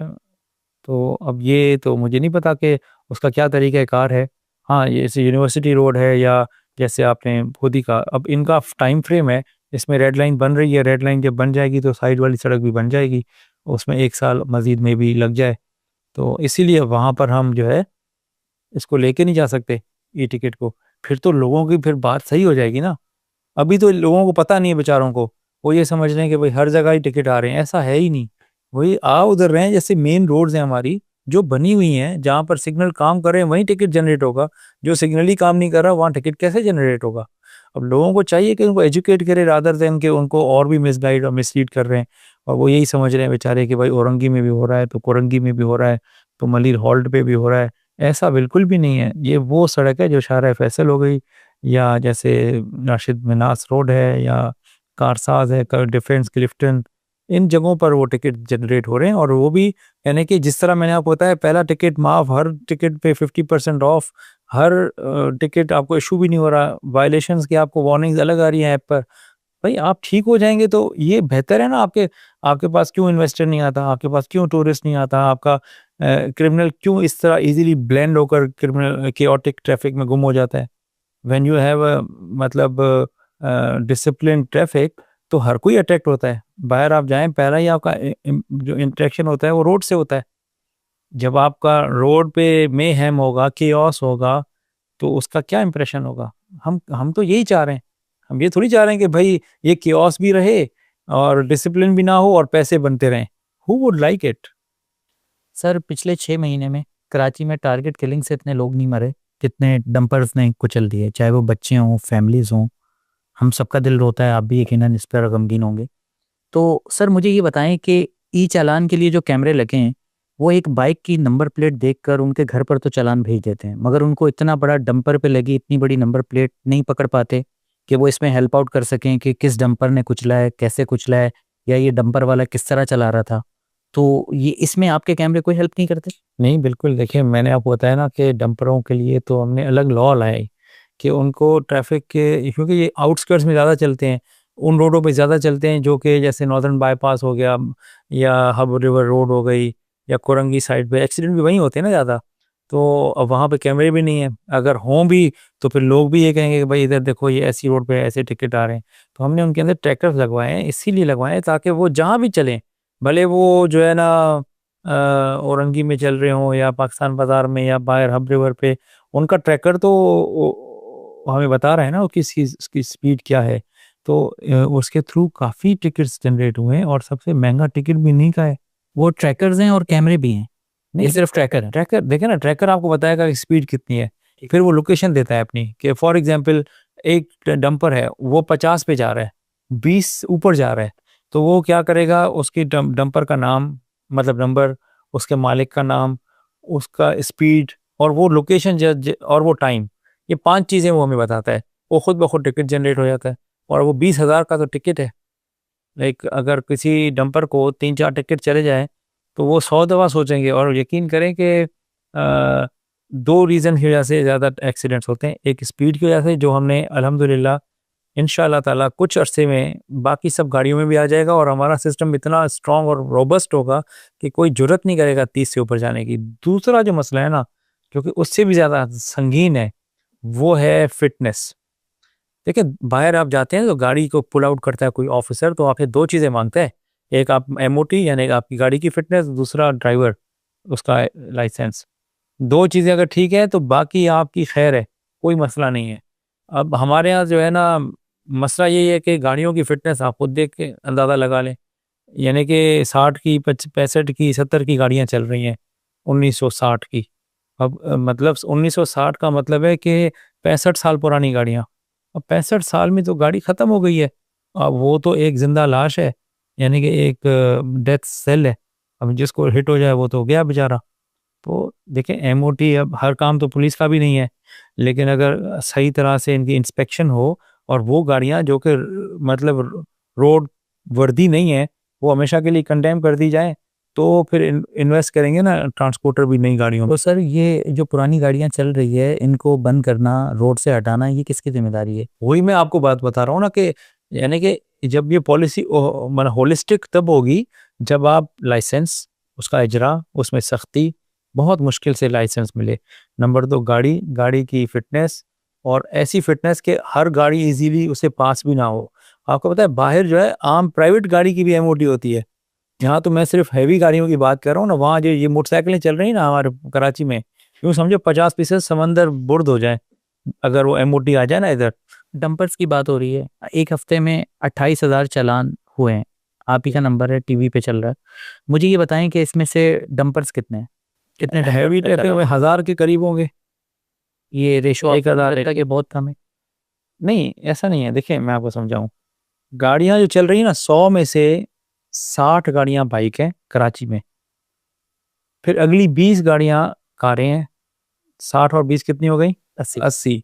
अब जो बाकी के 20 गाड़ियां चल रही हैं ना, उनमें हर तरह की गाड़ियां हैं। उसमें 1% बसें, 4% बसें हैं, 2% फलाना है, 1% फलाना है। वो फीसद जो है ना वो इतने इतने हैं। अब आ जाए आप टिकट जनरेट पे, तो टिकट जनरेट किसको होगा? जो ज़्यादा दिखेगा वो ज़्यादा गलतियां करेगा और उसको टिकट भी उतने ही जनरेट होंगे। तो अब मैंने जो हिसाब लगाया वो ये देखा कि 65% या 60% बाइक्स हैं जिनको टिकट अगर इशू देखें ना, तो जितने टिकट इशू हुए हैं उनमें जो मोटर बाइक्स को 47% हुए हैं उनकी जो प्रोपोर्शनेट थे वो 60 होने चाहिए थे, लेकिन इनको हमने, क्योंकि हमारा सॉफ्ट कॉर्नर है, यानी कि हम नहीं चाहते कि इनके ऊपर कोई बोझ आए, और उस हिसाब से अगर परसेंटेज वाइज देखें प्रोपोर्शनेट, तो उसमें ज़्यादा है डंपर का, क्योंकि वो हैं भी तो ज़्यादा लापरवाह। जब लापरवाही करेंगे तो फिर भुगतेंगे। सर मेरा वो डंपर वाला सवाल उसका सही से आंसर नहीं मिला। तो क्या आपने कोई हेल्प आउट किया? जो डंपर्स जो हैं वो एक्सीडेंट में मुलविस हैं, आपके कैमरों से कोई हेल्प मिली उनको पकड़ने में या कोई फाइंड आउट करने में? देखिए, हमारा काम जो है ना, पोस्ट एक्सीडेंट तो है ही नहीं। हमारा काम है प्रिवेंट करना एक्सीडेंट को। एक दफ़ा एक्सीडेंट हो गया फिर तो भाई पुलिस आ जाएगी ना, एफआईआर वो करेगी, गिरफ्तारी भी वो करेगी, जो भी अदालत ले जाएगी, उसमें फिर हमारा रोल हो जाता है ख़त्म। हमारी कामयाबी ये है, जैसे कि मैं अभी आपको बताऊं, जनवरी, फरवरी, मार्च और अप्रैल, ये 4 महीनों में माहाना 90 के करीब लोगों की डेथ हो रही थी। उसके बाद हमने मेहनत की, अप्रैल में, मई में, जून में 3 महीने हमने ना इनको जो है क्या कहते हैं, ट्रैक्टर लगवाना शुरू किए। उस वक़्त कानून था नहीं, तो हम उनको सख्ती करते थे, फिर प्यार किया, कभी सख्ती की, इस तरह चल रहा था। कुछ ने लगाए, कुछ ने नहीं लगाए। आप अंदाज़ा लगाएं कि पिछले माह जो है, जो अक्टूबर का महीना था, उसमें डेथ्स जो हुई हैं ड्यू टू एक्सीडेंट, वो हुई हैं 48। कहाँ 90 प्लस और कहाँ 48। अगर ये हम 40 बंदों की जान बचा रहे हैं तो कुछ ना कुछ तो कर रहे होंगे ना, वरना महीने के अंदर आप 40 बंदों की जानें बच रही हैं, तो ये ऐसे नहीं हो सकता कि मैं ड्राइंग रूम में बैठा हूँ, बटन दबा रहा हूँ, या विशफुल थिंकिंग है मेरी, उससे लोग बच रहे हैं। हम सब मिलकर कुछ काम कर रहे होंगे, तभी तो ये एक्सीडेंट्स कम हुए हैं। सर मैं ये डंपर्स की ड्राइवर्स की या डंपर्स के जो ओनर्स हैं उनकी एक साइकी आपसे जानना चाह रहा हूँ। ये क्या वजह है कि जितने हादसा होते हैं हैवी ट्रैफिक को लेकर वो ज़्यादातर डंपर से होते हैं, 95% आप कह लें, जबकि यही हैवी ट्रैफिक ऑयल टैंकर्स भी हैं, पेट्रोल पंप का ऑयल्स भी आता है, इवन के वाटर टैंकर भी चलते हैं बड़े जो कंपनीज के हैं, वो ये हादसा नहीं करते। डंपर्स ही ये हादसा क्यों करते हैं? ये इसका क्या रीज़न है आपके? अच्छा, इसके 2 रीज़न है। एक तो मीडिया को पता नहीं है कि डंपर की डेफिनेशन क्या है। वो जो भी गाड़ी बड़ी, मतलब ट्रेलर भी मारेगा ना, वो डंपर के नाम से चलेगा। फिर बाद में तस्हीह होगी भी, तो लोगों के जहन में तो बैठ गया कि भाई डंपर की वजह से हुआ। सर फुटेजेस में डंपर ही नजर आते हैं हमें, जो नहीं, वायरल होते हैं नहीं, वो बता रहे डंपर ही होते हैं। नहीं, देखे ना, एक दफा क्या हुआ, टैंकर ने हिट किया, वो टैंकर था, एक टैंकर ने हिट किया तो 5 डंपर जले थे। क्योंकि खबर क्या चली थी कि डंपर की टक्कर से जेल के सामने नौजवान जान बहक, ये खबर चली। अच्छा, मुझे भी नहीं पता था। 1 घंटे में क्या हुआ कि 5 या 6 जो भी थे डंपर जल गए। उनको, चलो उनको कोई और करतूत किए होंगे, उसकी सजा मिल गई उनको। लेकिन क्या है कि शुरू में क्या चला, डंपर डंपर चला तो डंपर जल गए। पता लगा वो तो था ही टैंकर। खैर, ये है कि इनके प्रॉब्लम पता है क्या है, इनका प्रॉब्लम है पैसा कमाना। इनको है जल्दी पैसे कमाने की। इनके पास टाइम ब्रैकेट है रात 10 से सुबह 6 बजे तक, जिसमें ये चल सकते हैं शहर में। अब ये क्या करते हैं, उसमें अगर मतलब 8 घंटे है ना, 8 घंटे में ज़्यादा 2 फेरे लगाओगे आप। यहाँ से जाओगे, अलासिफ से भी आगे इनका कोई माल होता है, वहाँ से ये लोड करते हैं, फिर आते हैं शहर में अनलोड करते हैं, फिर जाते हैं लोड करते हैं, फिर आते हैं अनलोड करते हैं। 2 फेरे अगर लगाएं तो स्लो स्लो काम। इनको चाहिए 3 फेरे। अब जब 3 फेरे आप लगाओगे तो 70-80 पे चलाओगे, तो ना ब्रेक लगेगी, ना दिमाग काम करेगा, ना कोई आपको बंदा नजर आएगा। तो इनके सामने वो बंदे जो होते हैं ना, वो कीड़े मकोड़े। तो इनको सख्ती हमने यही की है। मैंने तो इनसे कोई 6 महीने तो मेरी इनके साथ मीटिंग्स जो हुई हैं, तो अल्टीमेटली मुझे ये समझ में आया कि भाई जब तक इसके अंदर ट्रैकर नहीं लगेगा, ये किसी सूरत में भी कंट्रोल नहीं आएंगे। क्योंकि देखो, एक गाड़ी अगर तेज जा रही है, आप उसको कैसे रोकोगे? वो इतना ऊपर बैठा हुआ है, पुलिस वाला अगर चाहे भी तो ही कांट हेल्प इट। उसको आप रोकेगा तो वो तो और खतरनाक है, वो उसको भी हिट कर सकता है। सर सुनने में ये आता है कि ये जो डंपर ओनर्स हैं या डंपर एसोसिएशन के जो बड़े लोग हैं वो आपके काबू में भी नहीं आते, मीटिंग्स में जो है वो आप लोगों से भी बहस नहीं, नहीं, टकरार ये की ऐसे ही जाती है। खबरें हैं। आपको बहस अंदाजा टकरार नहीं की है, जाती है। मैंने जब बंद किए थे ना ये बाहर जो है, ये क्या कहते हैं, सईदाबाद में, इनकी गाड़ियां, तो ये सीधे हो गए थे। इन्होंने टाइम लिया कि हम लगाते हैं ट्रैकर, फिर ही तो ट्रैकर लगे। सर कल एक्सीडेंट हुआ है, उसके बाद वो साहब आ गए हैं खुद और सुना है कि उनके गार्ड्स ने फायरिंग की है जो हाँ, हमारे वो देखें, एसोसिएशन ये के। तो देखें, तो हर ये तो accident- मतलब एक सीधा सीधा कानून को चैलेंज है, वो आप कह रहे हैं कि एफआईआर हो गई ना उसके ऊपर। अभी सर भुगतेगा। एफआईआर तो होती रहती हैं, एफआईआर तो भी चलती स्टेट क्या रहती करे, हैं। भला गोली तो नहीं मार सकती ना, जेल में भेज सकती है ना ज़्यादा से ज़्यादा, वो बस स्टेट करेगी। लेकिन ऐसा है नहीं, जितना इम्प्रेशन है ना, वो ऐसा नहीं है कि वो डिक्टेट कराएगा। ये कानून बन गया है, अगर वो नहीं लगाएगा तो 1 लाख रुपए जुर्माना भरेगा। कितने भर लेगा? 1 2 3, बिजनेस से आउट हो जाएगा। हाँ, उसको ये एक ही हल है, टक्कर लगवाए, 30 से कम चले। बाकी एक्सीडेंट तो फिर भी होंगे, ये बाइक वाले भी घुस जाते हैं कभी कभार। आपका कोई टारगेट मिशन है कि आपको इस तारीख तक या इस महीने या साल तक आपको तमाम है जो हैवी व्हीकल्स हैं उन पे ट्रैकर लगा हाँ हाँ बिल्कुल, नो क्या डाउट। आपका क्या टारगेट? 100% इन पे लगाने। अगर ये नहीं लगाएंगे तो नहीं, ये कब चल, तक से? मैं टाइम फ्रेम की बात कर रहा हूँ। बस अभी तो 1 2 टिकट हमने इनको जनरेट करने हैं, उसके बाद सीधे हो जाएंगे, दिसंबर से पहले हो जाएंगे। सब में लग जाएगा? हाँ 100%, इसमें 99% भी नहीं होगा। देखें, बाकी अल्टीमेटली आप चाह ही ये रहे हैं कि भाई आपने ट्रैफिक के कंट्रोल करना है एक्सीडेंट्स को, तो उसको ऐसे ही कर सकते हैं ना, हेलमेट पहनवा के, सीट बेल्ट पहनवा के, स्पीड पे कंट्रोल करके, ट्रैकर लगवा के, टिकट्स जनरेट करके, दिस दैट्स इट। अगर कोई उसकी फ्रेमवर्क से बाहर समझता है अपने आप को, तो फिर उसकी गाड़ी बंद होगी। इस वक्त कराची में ट्रैफिक पुलिस की कितनी नफरी है? 5,000। 5,000। तो सर जब ये ई कैमरे लग गए हैं, तो मेरे निचले लेवल पर कुछ जानने हुए हैं पुलिस वाले, तो उनमें ये बड़ी बहस हो रही है कि यार अब तो ई कैमरे लग गए, हमारा काम खत्म हो जाएगा और हम क्या करेंगे। तो कुछ पुलिस वाले ये भी सुनने में आ रहा है कि वो चाह रहे हैं कि हमें नॉर्मल पुलिस की तरफ ट्रांसफर कर दिया जाए, देखिए, क्योंकि ये उन्हें उनकी अपनी नौकरी चॉइस है। खतरे में नजर आ रही है। नहीं, खतरा क्या है, देखिए ना, इन्होंने जब जॉब ली थी तो तनख्वाह के पे गुजारे की ली थी ना। ईमानदार आदमी के लिए ना ये काफ़ी पैसे होते हैं। आपको पता है, गरीब आदमी बेचारे 30,000 मुश्किल से महीना उनको मिलता है, फिर भी वो घर चला रहे हैं। ये तो अल्हम्दुलिल्लाह यूनिफॉर्म वाले हैं, इनकी तनख्वाहें लाखों में हैं। तो मेरा नहीं ख्याल, हाँ अगर कोई चाहता है, समझता है, तो वो भले चला जाए डिस्ट्रिक्ट डिस्ट्रिक्ट पुलिस के अंदर। They are free to move. हम तो उसको ज़बरदस्ती अनविलिंग वर्कर को रख कर, मैंने कोई सवाब तो नहीं मिलेगा मुझे। मुझे तो वो बंदा चाहिए जिसके अंदर मोटिवेशन हो, जो हाईली मोटिवेटेड बंदा होगा, वही मैं उससे काम ले सकता हूँ। बाकी काम ख़त्म नहीं हुआ। देखें, हमारे कराची के अंदर तकरीबन 400 जगहों पर ऐसे चौराहे हैं जहाँ पर सिग्नल होने चाहिए। अब वो 400 जो चौराहे चल रहे हैं, वहाँ पुलिस ऑफिसर खड़े हो रहे हैं। पहले उनके ऊपर इल्ज़ाम ये था, असल में ना शुरू से ही ना हमारे ना 2 किस्म की पुलिस थी। एक वो जो चौराहे चलाती थी, एक वो जो टिकट इशू करती थी। अब टिकट इशू करने वालों की बदनामी की वजह से जो चौराहों पे खड़े होकर धुएँ खाकर आपको ट्रैफिक चलाते थे, वो भी बदनाम होते थे। अब वो वाला पोर्शन तो ख़त्म कर दिया हमने।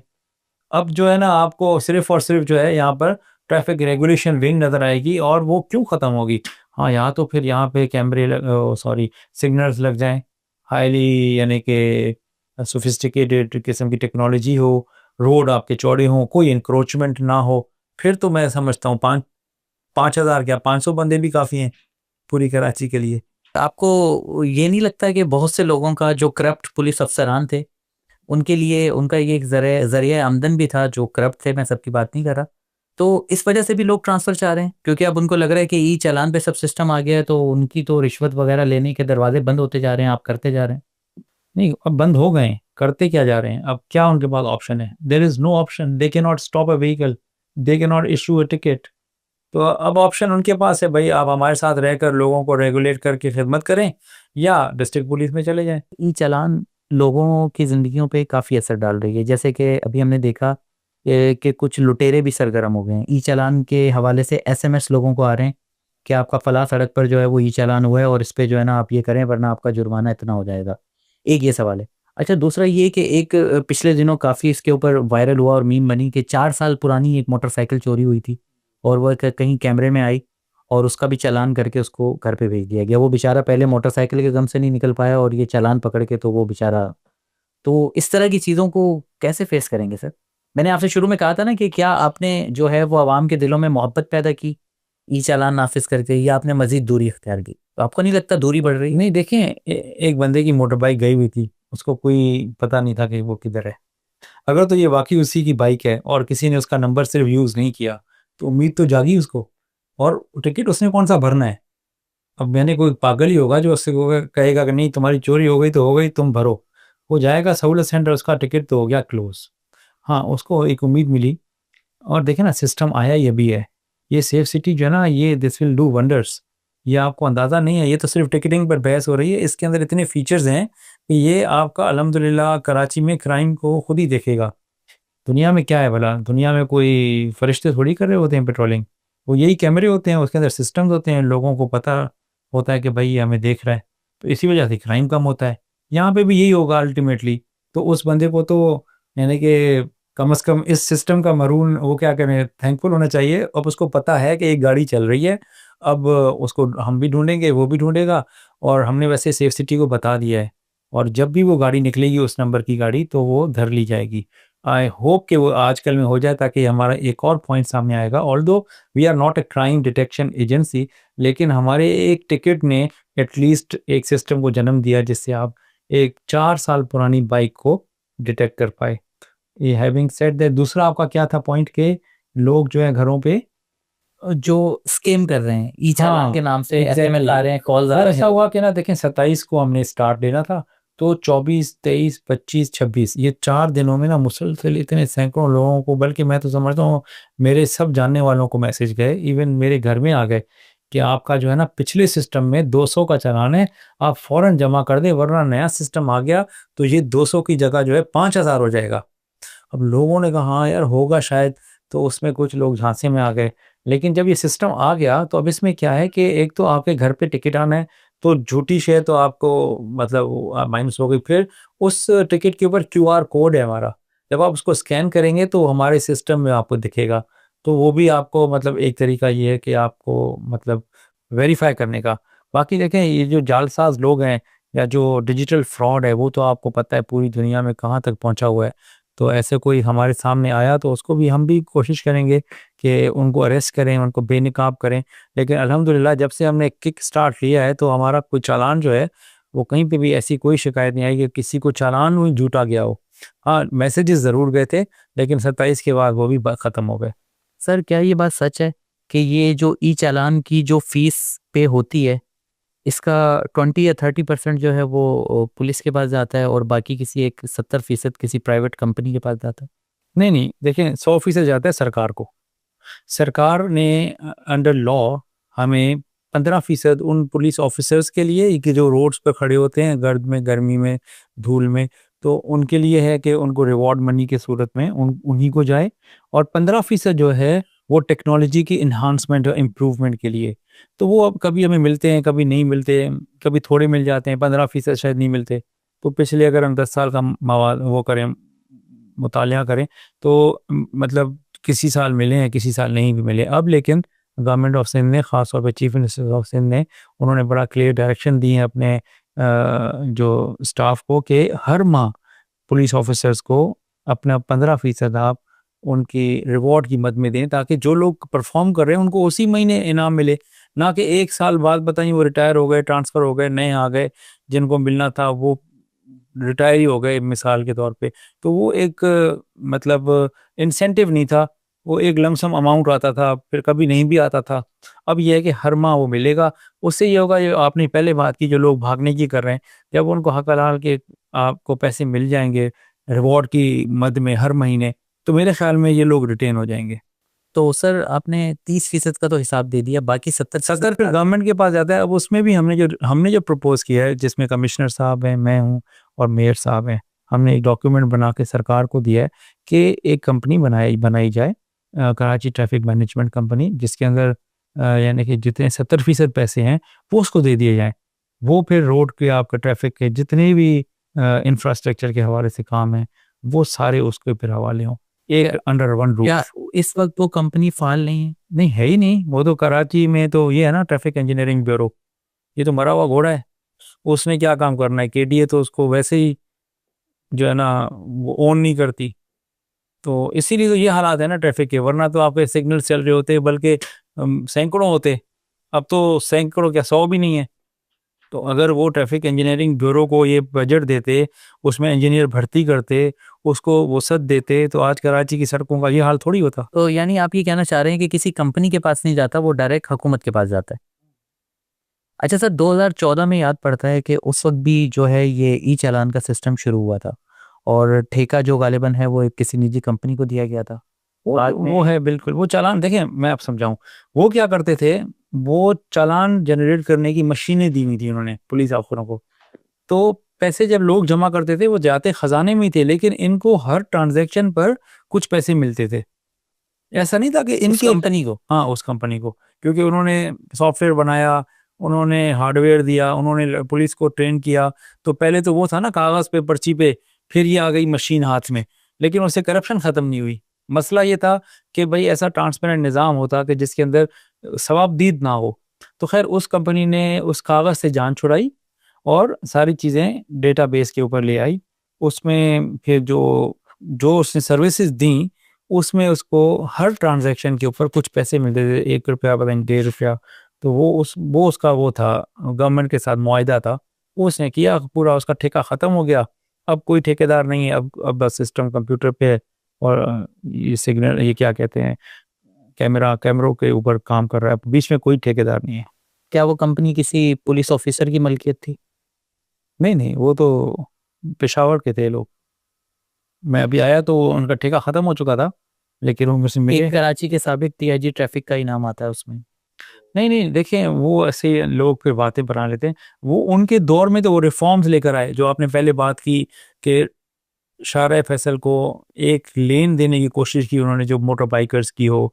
उन्होंने ये कागज़ का सिस्टम ख़त्म किया, उन्होंने शफाफियत लाने की कोशिश की। वो ये वाली कंपनी उन्हीं के दौर में आई। फिर उन्होंने कैमरे अपने ख़रीदे, और पहले तो ऊपर कैमरे लगे नहीं हुए थे ना, तो उन्होंने क्या किया कि पुलिस ऑफिसर को ट्रेन किया, वो चौकों पे खड़े होकर वीडियोस बनाते थे, फिर उन वीडियोस की बुनियाद पर ई टिकट इशू करते थे। लेकिन सेंट्रल डेटा बेस नहीं था, इसलिए वो, जैसे मैंने कहा, सस्टेनेबल सोल्यूशन नहीं थी वो। ये जो सोल्यूशन है ये सस्टेनेबल है, क्योंकि ये इसका एक सेंट्रलाइज्ड डेटा बैंक है, इसमें कोई पुलिस ऑफिसर इन्वॉल्व नहीं है, कंप्लीटली फेसलेस है। वो जो हमारे डीआईजी थे वो तो रिफॉर्मिस्ट थे, उन्होंने ही तो ये काफ़ी सारी चीज़ें ख़त्म की, और ये कंपनी उन्हीं के दौर में आई। उनको वो तो 2 साल रहे, उसके बाद वो कंपनी 8 साल रही।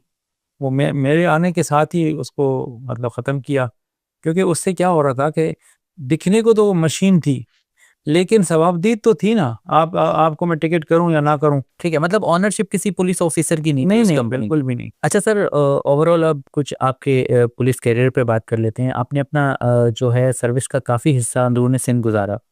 तो सर, कच्चे के डाकू एक बहुत बड़ा मसला है पुलिस के लिए, कानून नाफिज करने वालों के लिए। वो कि आपकी मेरा ख्याल है डायरेक्ट पोस्टिंग वहाँ पर नहीं रही, मगर आपने कुछ गालिबन एक दफ़ा कोई तजावीज़ दी थी पुलिस को। तो उसका क्या निकला, और ये कच्चे के जो डाकू हैं वो कितने पावरफुल हैं, इनको कैसे कंट्रोल किया जा सकता है? देखिए, इनकी जो मेन जो रीज़न है ना इनके सर्वाइवल की, वो वहाँ की एक्सेसिबिलिटी नहीं होना है। मतलब पुलिस वाले वहाँ तक जा ही नहीं सकते, दरिया के अंदर, और मतलब कश्तियों में जाना पड़ता है, कहीं कहीं पर आपको तैर के जाना पड़ता है, कहीं कहीं पर बिल्कुल जगह ही नहीं जाने की। और वो उनका तो बचपन से लेकर इस वक्त तक वो ज़िंदगी उन्होंने वहीं गुजारी है। वो मछलियाँ हैं, वो इंसान तो है ही नहीं। तो एक नेचुरल उनके पास एक अपर हैंड है। लेकिन पहले दौर में ये होता था कि उनके पास इतने हैवी वेपन नहीं होते थे, तो पुलिस वाले अगर से के एपीसी में जाते थे तो वो उनकी जान चली जाती थी, क्योंकि उन्हें पता था एपीसी में तो उनके एसएमजी ने हिट ही नहीं करना, और वो ऊपर आ जाती थी। तो वो डायन कहते थे एपीसी को अपने अल्फाजों में, कि डायन आ गई। फिर क्या हुआ, वक्त के साथ साथ वेपन्स अपग्रेड हुए उनके उनके पास तोप शिकन वेपन आ गए, एंटी एयरक्राफ्ट गन्स आ गई, दुश्केज आ गए। तो अब जो इतने बड़े हथियार ये आएंगे, असला आया कहाँ से उनके पास? ये इधर से आता है, बुगटी, जो डेरा बुगटी से आता है, केपी से आता है, अब तो सुने इंडिया का असला भी है उनके पास, वो कैसे? मतलब मैं समझना चाह रहा हूँ कि वो ऐसे आता है। देखें, मैं आपको बताऊं, एक हमने गधे पर, मतलब गधा गाड़ी पर एक डंडा था, ठीक ठाक बड़ा, जैसे आपकी ट्राइपॉड होती है ना, इतना बड़ा डंडा था। किसी ने मुझे इन्फॉर्म किया कि गधा गाड़ी पे ना असला जा रहा है। तो हमने उसको रोक लिया, तो वहाँ पे तो डंडा पड़ा था। डंडे को गौर से देखा तो वो बैरल थी। अरे भाई, ये बैरल है इतनी बड़ी, ये तो आम गन की नहीं है, ये तो एंटी एयरक्राफ्ट गन लग रही थी। ये कहाँ से तुम लाए? भाई मैं फलां जगह से ले आया हूँ। वहाँ गए तो वहाँ पे पूरी गन पड़ी। अभी क्या करते हैं, उसके टुकड़े टुकड़े करके छोटे छोटे, यानी कि किसी में गधे पे अगर एक डंडा जा रहा है, किसी को क्या पता कि आगे जाके ये यानी कि असला बनेगा। इसी तरह फिर ट्रिगर ग्रुप, उसको अलग से शॉपर में ले गए। जब वहाँ असेंबल किया तो आपकी, जैसे आपकी एंटी एयरक्राफ्ट गन बन जाती है, इसी तरह गोलियां ले जाते हैं। तो मतलब यानी कि हमारे यहाँ ना बॉर्डर की तो कंट्रोल नहीं है। आपका अफगानिस्तान आना जाना ऐसे ही है जैसे आप यहाँ से सुराबकोट गए, सुराबकोट से इधर आ गए। तो when you don't have control over the borders, तो वहाँ के लोग भी बलूचिस्तान से आना जाना ऐसे ही करते हैं, मनशियात भी ऐसी ही हमारी स्मगल हो रही होती है। तो नेचुरली वो कंट्रोल अभी सख्ती हुई है, उस सख्ती की वजह से आगे चल के जो है ना इनको कम से कम असला तो आ गया इनके पास, गोलियां नहीं आएंगी, बारूद नहीं आएगा, तो वो चलने के काबिल नहीं होगा। तो ये तो देखें आपका अफगान जंग जो जहाज था उसके फॉल आउट्स हैं, अफगानिस्तान में जो जंगें चलती रहीं वो असला रह गया, नेटो का असला आ गया, तो ये तो प्रॉब्लम है। तो सर ये भी सिक्योरिटी इदारों की क्या नाकामी नहीं है कि अगर असला स्मगल हो गए या वो चने टुकड़ों में टूट कर वहाँ पहुँच जाता है और असेंबल करते हैं वो लोग, तो ये भी तो एक बड़ी नाकामी है ना। देखिए ना, 100% तो हर कोई हर जगह प्रेजेंट नहीं होता, जो अल्लाह की ज़ात ही है जो हर जगह होती है, भले कितना भी बड़ा इदारा हो। मोसाद है ना, ये कितनी बड़ी इसराइल की एजेंसी है, उनके अंदर भी तो बंदे उठा के ले गए ना। तो ये है कि हमें और मेहनत करनी चाहिए, ये नहीं है कि ये कह के हम ये कहें कि भाई ये तो होता रहेगा। हाँ, मेहनत करें, इनके रूट्स पे जाएं, इनको देखें कहाँ से आता है, कैसे कौन लाता है, कौन सी लोग इन्वॉल्व हैं।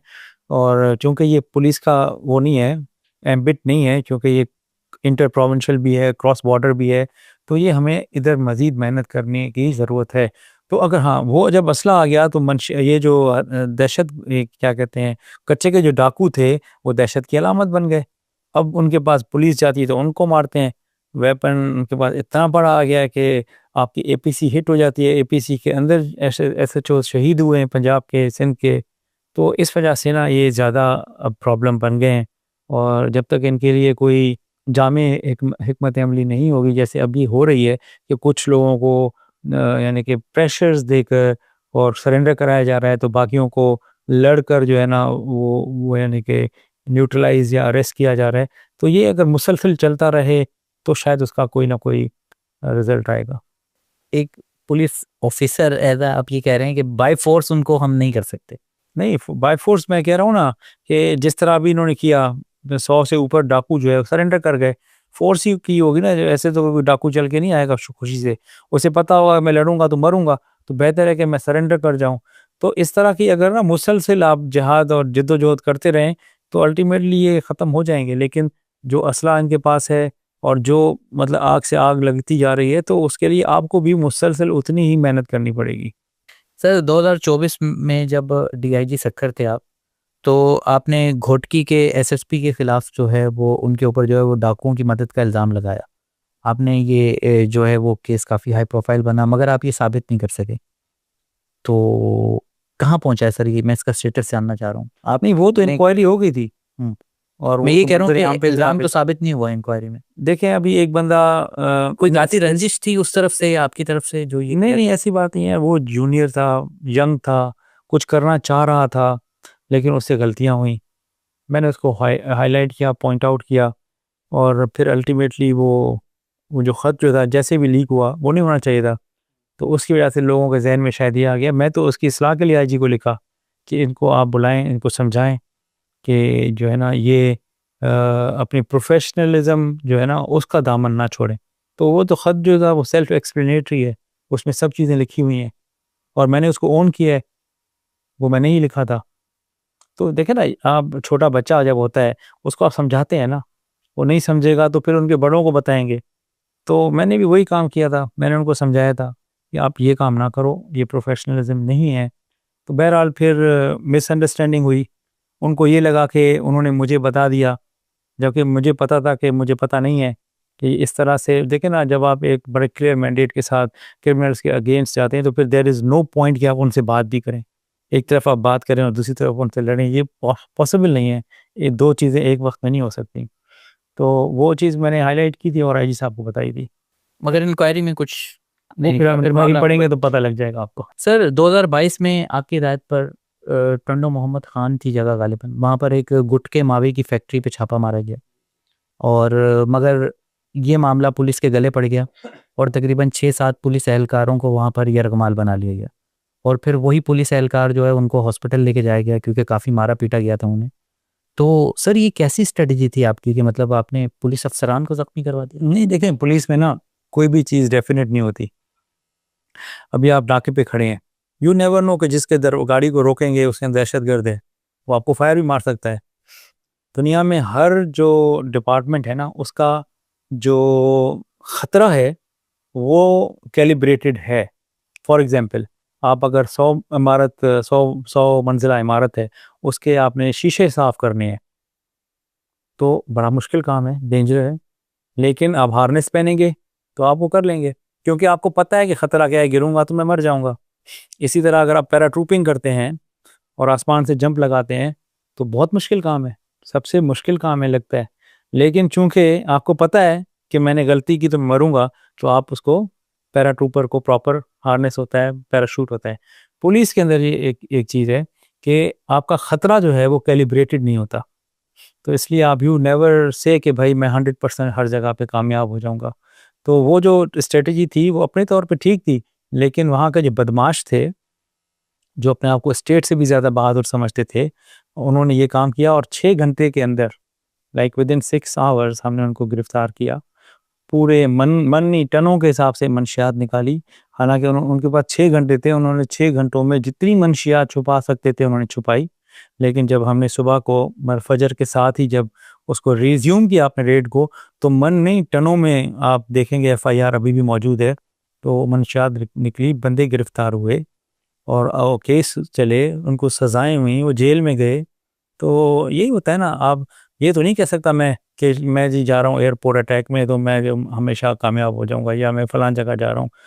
तो आप तो है ना, वो तो एक डेथ वारंट पे साइन करके ही जा रहे होते हैं। तो हमारे रेड्स ऐसे नहीं होते जैसे पैराट्रूपर पैराग्लाइडिंग करे या स्काई स्क्रैपर को साफ करने वाला उसके शीशों को साफ करे, तो आपके हार्नेस नहीं होते कभी भी। शहर में अगर ओवरऑल अमन व अमान की सूरत हाल देखें तो आपको क्या लगता है कि ये मुनासिब है या मज़ीद बेहतरी की गुंजाइश है? देखें, कराची जो था ना, 6 पोजीशन पे था ख़तरनाक तरीन शहरों में। सर वो तो सियासी टारगेट किलिंग्स वगैरह उस वक्त इतनी होती थी जिसकी वजह से ये मामला था, मगर अगर आप देखें स्ट्रीट क्राइम तो अब भी वैसे ही है। हाँ, स्ट्रीट क्राइम मोबाइल उसी तरह छीनते हैं और गन पॉइंट पे मार देते हैं एक छोटे से मोबाइल के लिए, वो वाली सूरत हाल तो सर वैसे ही है, नंबर्स आपके सामने ही होते हैं। You are right. देखिए, मैं आपको फिर कंपैरिजन दे दूं भला। लंदन में आप सर्फ करें, अभी भी आप कर सकते हैं। आप मेट्रोपॉलिटन पुलिस जो है ना, उसके स्टैट्स को आप सर्च करें, आपको नींद नहीं आएगी पूरी रात। वो कितने क्राइम उधर रजिस्टर्ड क्राइम है, पुलिस वहाँ की रजिस्टर नहीं करती क्राइम, छुपाती है, एफआईआर दर्ज नहीं करती लंदन में। लेकिन जो उसको करनी पड़ जाती हैं वो इस वक्त कितनी है, 12 लाख, 1.2 मिलियन क्राइम रजिस्टर्ड है। हमारा कितना है? 1 लाख भी नहीं है। वहाँ कितना है? 12 लाख अभी तक हो चुका है। और एक काउंटी में जहाँ उनके किंग रहता है, एक काउंटी जहाँ उनका किंग रहता है ना, उसका क्राइम काउंसिल, सॉरी, वहाँ पर पता नहीं कितनी काउंसिल है लंदन में, उसमें कराची से ज़्यादा क्राइम रजिस्टर हो चुका है। वहाँ आप मोबाइल फ़ोन हाथ में खड़े लेकर घूम ही सकते लंदन में। सर लंदन में और भी बहुत सी चीज़ें ऐसी होती हैं जो यहाँ नहीं होती, तो फिर आप जो आप बात है कि हमें अच्छी चीज़ों का मुवाजना करना चाहिए। आप कंपेयर तो करेंगे ना, सड़कों की हालत, वहाँ पर किसी को आप काला कहते हैं तो किसके अगेंस्ट काला कहेंगे? वहाँ पे ट्रैफिक कवानीन की, वो पुलिस की कारकर्दगी, ये सब चीज़ें भी बहुत बेहतर होती हैं। नहीं, पुलिस की कोई कारकर्दगी नहीं, मगर ये कि हमें अच्छी चीज़ें अडॉप्ट करनी चाहिए ना, तो वो कर रहे हैं। तो मैं आपसे यही पूछना चाह रहा हूँ कि आपको लगता है कि ये स्ट्रीट क्राइम और ये जो ये मोबाइल स्नैचिंग के दौरान जो मार देते हैं, इसमें पुलिस की क्या कर मेरे ख्याल में देखें, मेहनत, क्योंकि आप रवायती पुलिस अफसर भी रहे हैं, ट्रैफिक पुलिस एक वो के अलग मामला है, इस वक्त आफा नहीं है, मैं जानता हूँ, मगर मैं आपके तजुर्बे से फ़ायदा उठाना चाह रहा हूँ। देखिए, मेरे ख्याल में ना पुलिस मेहनत बहुत कर रही है। और यकीन करें, जब कहीं पे क्राइम होता है ना, आप 2 मिनट सिर्फ एसएचओ बन के सोचें, तो एक सुपर ह्यूमन ही एसएचओ बन सकता है। हम में से कोई एसएचओ नहीं बन सकता। You would require nerves of steel to become an SHO. उसका अंदाज़ा लगाएं, उसके ऊपर उसका SP, DSP, SSP, DIG, additional IG, सियासी लोग, मीडिया के लोग, कितनी कॉलें आती होंगी एक क्राइम पर उसके पास। फिर वो उनको मैनेज कर रहा है, फिर वो क्राइम को डिटेक्ट कर रहा है। तो ये आसान काम नहीं है कि हम ये कहें कि ये काम नहीं करे। हाँ, अब आ जाते हैं कि ये क्राइम होता क्यों है। देखिए, क्राइम होने की मुख्तलिफ वजूहात हैं। ये सिर्फ ये नहीं है कि पुलिस नहीं थी तो क्राइम हुआ। आप जब अपॉर्चुनिटीज़ देंगे और आपके हैव्स और हैव नॉट का फ़र्क होगा, इकोनॉमिक डिस्पैरिटी होगी, पॉवर्टी होगी, इलिटरेसी होगी, अनएम्प्लॉयमेंट होगी, एक डिस्पैरिटी होगी इनकम्स के अंदर, तो नेचुरल है वो किसको जन्म देगी, वो इस तरह के डिविएंट बिहेवियर्स को जन्म देती है। जहाँ पर आप बराबरी ले आएंगे, जहाँ पर आप इकोनॉमिक पॉलिसीज़ ऐसी ले आएंगे कि खुशहाली होगी, तो फिर क्राइम भी कम होगा। तो naturally we can be tough on crime but we can not be tough on the causes of crime. चले सर, बहुत शुक्रिया आपके वक्त का, और बहुत अच्छी डिस्कशन रही, और शहरियों को खासतौर पर ई चालान को समझने में बहुत मदद मिली होगी।